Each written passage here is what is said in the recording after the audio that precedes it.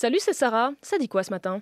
L'ouragan Milton menace donc toujours la Floride. La dépression Kirk, l'ouragan Hélène. 2 femmes ont été emportées sous nos yeux, on n'a rien pu faire.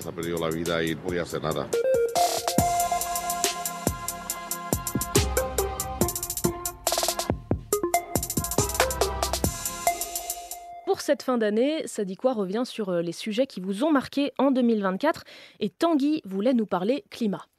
Notamment les inondations, que ce soit en France ou en Espagne, qui m'ont fait prendre conscience du réchauffement climatique et des actions qu'il y aurait à envisager par tous les pays. Alors je ne vais pas te faire la liste parce que j'en oublierai forcément, mais en 2024, on a connu un certain nombre de catastrophes marquantes. L'Ardèche a essuyé la tempête Monica en mars, qui a fait 8 morts, puis un épisode Cévenol en octobre. Un épisode Cévenol, c'est un phénomène météorologique propre à cette région de la France avec de très fortes pluies. Celui-là était particulièrement violent, c'est ce que racontait il y a quelques semaines le président du département de l'Ardèche, Olivier Amran. Jamais on a connu une catastrophe d'une telle ampleur.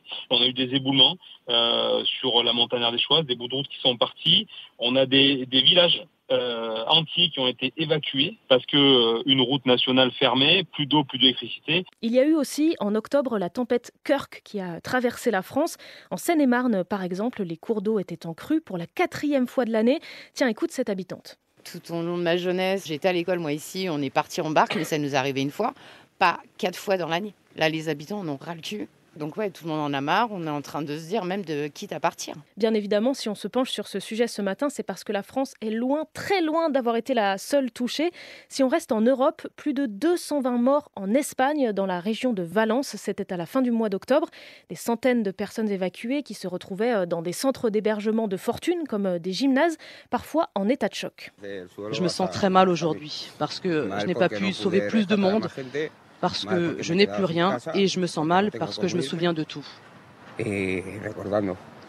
Face à ces intempéries meurtrières, les Espagnols ont jugé que la réaction du gouvernement a été insuffisante et bien trop tardive.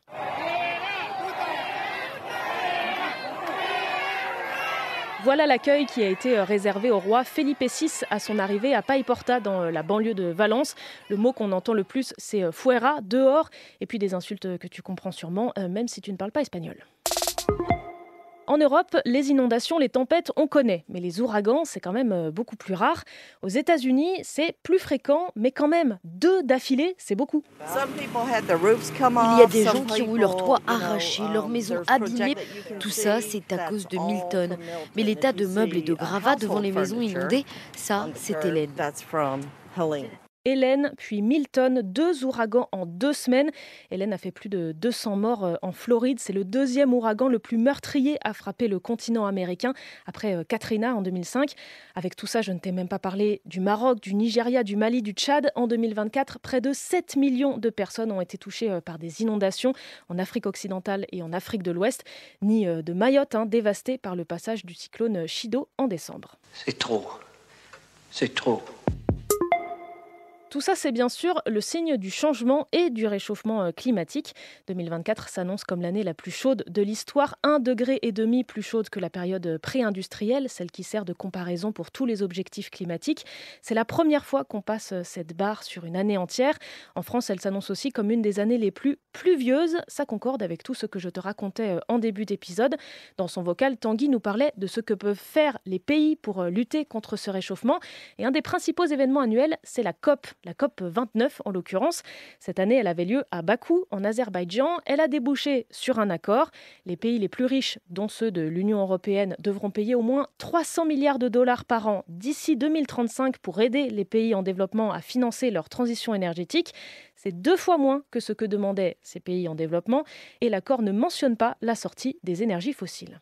En tout cas, une fois de plus, bravo. Et pourtant, devant les salles de négociation, il y avait du monde pour tenter d'interpeller les dirigeants, comme Selma, militante danoise. On n'a pas le droit de manifester comme on le fait d'habitude. Mon pays et les autres pays occidentaux devraient donner davantage pour la finance publique. Je n'ai pas beaucoup d'espoir, mais je pense que nous avons une responsabilité de continuer à nous battre, car c'est de vie dont on parle.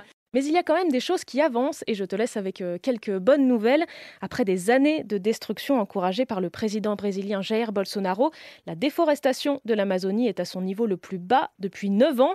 La couche d'ozone qui nous protège des rayons nocifs du soleil se rebouche année après année. Et en France, le compostage rentre de plus en plus dans les habitudes. Au flash d'infos, les crises, le chômage, la fonte des glaces, les particules fines, courir après l'heure, les rames bondées. C'était Sarah de France Info. Allez, ciao. Ça le souffle court, respire, quand rien n'est facile, respire, même si tu te perds, respire, et si tout empire, espère.